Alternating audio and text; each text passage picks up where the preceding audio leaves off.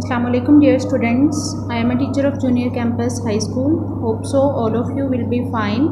Today we will discuss lecture number 15 of General Science. Open your page. Our today topic is structure of an atom. Nucleus of an atom, electrons. Okay dear student, इस topic को start करने से पहले आप लोगों ने objective point of view से इस पॉइंट्स को अंडरलाइन करना है।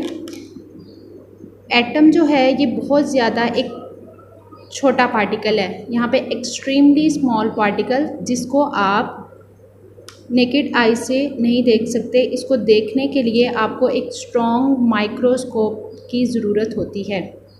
इसकी एग्जांपल आप इस तरह ले सकते हैं, इवन वाटर मॉलिक्यूल के 30 मिलियंस मॉलिक्यूल्स को एक अगर स्ट्रेट लाइन के अंदर आप उसको अरेंज कर देते हैं तो फिर भी उसकी जो मॉलिक्यूल यानी कि आप मॉलिक्यूल्स की क्वांटिटी को कंसिडर करें, 30 मिलियन मॉलिक्यूल्स को एक ही लाइन में प्लेस करना है और उसकी जो अरेंज करने के बाद उसकी जो लेंथ होगी वो 1 सेंटीमीटर से भी कम होगी। अब 1 सेंटीमीटर लेंथ कितनी होती है? It's very small.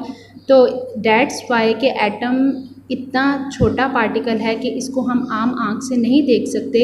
इसको देखने के लिए एक स्ट्रॉन्ग पावरफुल माइक्रोस्कोप की ज़रूरत होती है। Now let's start our today topic, structure of an atom.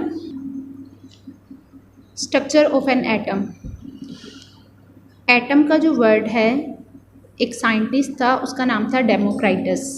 ठीक है, उसने एटम के वर्ड को डिस्कवर किया था एटॉमस से, और एटॉमस का मतलब था इनडिविजिबल। अब आप लोगों को पता है इनडिविजिबल का क्या मतलब है। इनडिविजिबल उस चीज़ को कहा जाता है जिसको मज़ीद डिवाइड नहीं किया जा सकता, मज़ीद इसको ब्रेक डाउन नहीं किया जा सकता।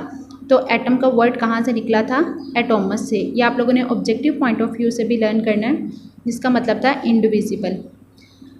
Later on scientist discovered atom is not indivisible. ये तो बात पहले हो चुकी है कि एटम, साइंटिस्ट ने ये बात कंक्लूड कर दी थी कि एटम जो है वो इनडिविजिबल है, जिसको फर्दर डिवाइड नहीं किया जा सकता। लेकिन लेटर ऑन एक ऑब्जर्वेशन की गई जिसके अकॉर्डिंग ये कहा गया कि ऑल्दो एटम को डिवाइड नहीं किया जा सकता, लेकिन इसके बावजूद एटम जो है ये 3 सब एटॉमिक पार्टिकल्स पर कंसिस्ट कर रहा है।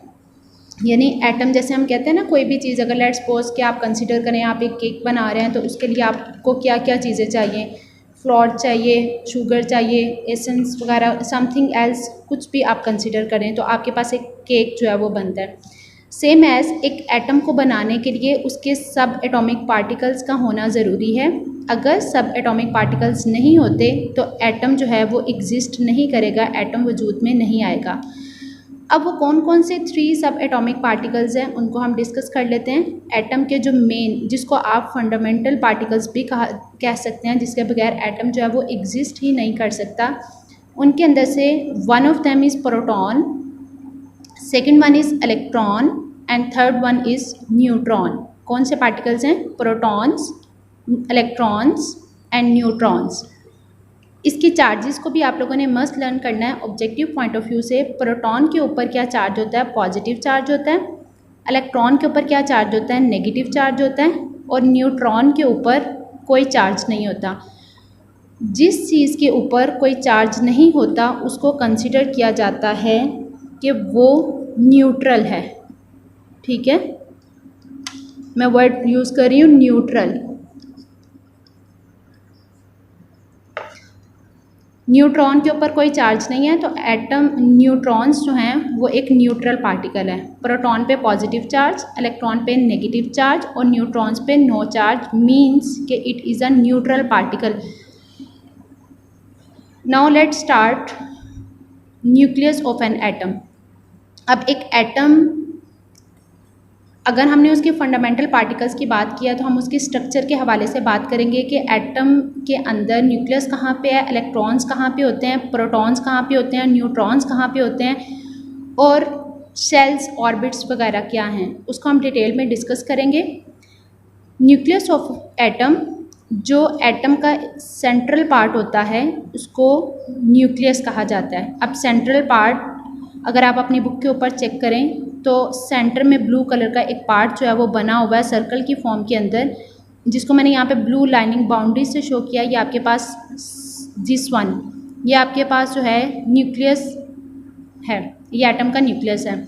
और ये जो एलिप्टिकल फॉर्म के अंदर इसके ये लाइनिंग बनी हुई है, ये आपके पास ऑर्बिट्स हैं, ठीक है। ये सर्कुलर जो एक सर्कल बनाया गया, ये आपके पास न्यूक्लियस है।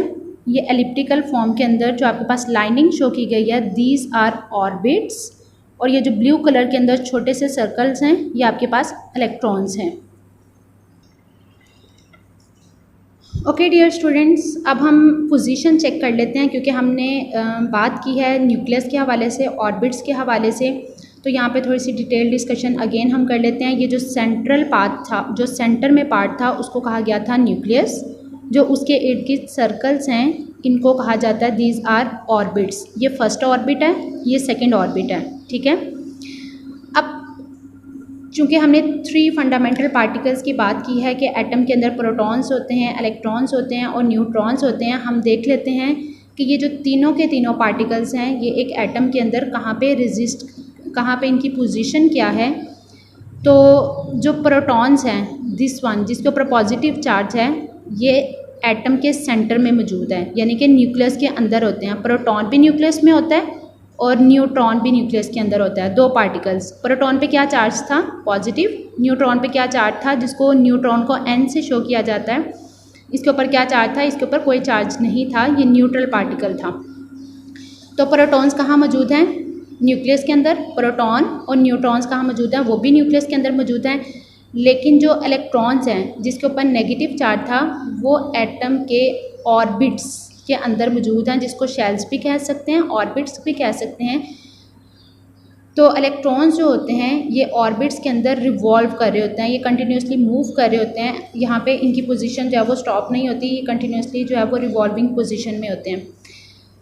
यहाँ पे एक बात इम्पॉर्टेंट है, वो बात ये है कि एटम के अंदर ऐसा नहीं होता कि एक ही शेल होता है। एटम के अंदर डिफरेंट ऑर्बिट्स होते हैं। मैं ऑर्बिट्स को ही शेल कंसिडर कर रही हूँ, तो आप लोगों की बुक में चूँकि ऑर्बिट्स का पॉइंट है, इसलिए आप उसको ऑर्बिट ही लेंगे।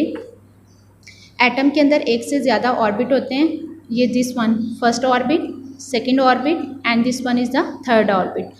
हर ऑर्बिट की एनर्जी डिफरेंट होती है, मतलब जो पहला ऑर्बिट है उसकी एनर्जी कम होगी, जैसे जैसे हम ऊपर जाते हैं उसकी एनर्जी बढ़ती जाती है। जैसे जैसे अगर आप बात करो कि अगर आप एक माउंटेन के ऊपर जो है वो मूव कर रहे हो, तो आपको जैसे जैसे ऊपर जाना है, आपको ज़्यादा एक्स्ट्रा एनर्जी की ज़रूरत होती है, आपको मज़ीद एफर्ट के साथ ऊपर मूव करना पड़ता है। सेम एज़ जब फर्स्ट ऑर्बिट में हम जाते, इलेक्ट्रॉन्स होते हैं, उनकी एनर्जी कम होती है। अगर इलेक्ट्रॉन सेकेंड ऑर्बिट में है, उनकी एनर्जी उससे ज़्यादा हो जाती है, उनको उतनी ही एनर्जी की ज़रूरत होती है। और जब वो थर्ड ऑर्बिट में जाते हैं तो उनको मज़ीद एनर्जी की ज़रूरत होती है। तो हर ऑर्बिट की जो एनर्जी है वो डिफरेंट है, और हर ऑर्बिट के अंदर नंबर ऑफ़ इलेक्ट्रॉन्स, यानी कि फर्स्ट ऑर्बिट में कितने इलेक्ट्रॉन्स आ सकते हैं, ये भी डिफरेंट है। फॉर एग्ज़ाम्पल, पहले ऑर्बिट के अंदर 2 इलेक्ट्रॉन्स आते हैं, 2 से ज़्यादा नहीं आते। सेकेंड ऑर्बिट के अंदर 8 इलेक्ट्रॉन्स आते हैं, 1 2 3 4 5 6 7 8 इलेक्ट्रॉन्स आते हैं। 8 से कम आ सकते हैं, लेकिन 8 से ज़्यादा नहीं जा सकते। सेम एज जैसे जैसे ऊपर मूव करते जाते हैं तो नंबर ऑफ़ इलेक्ट्रॉन्स की तादाद जो है वो चेंज होती जाती है। Now come to page number 97। Here the question is describe the structure of an atom, draw a label diagram showing the structure of an atom. इस क्वेश्चन है, इसको अपनी नोटबुक पे राइट भी करना है, और राइट करने के बाद उसको प्रॉपरली लर्न करना है। Hope so you will understand it very well. Stay home, stay safe, take care. अल्लाह हाफिज़।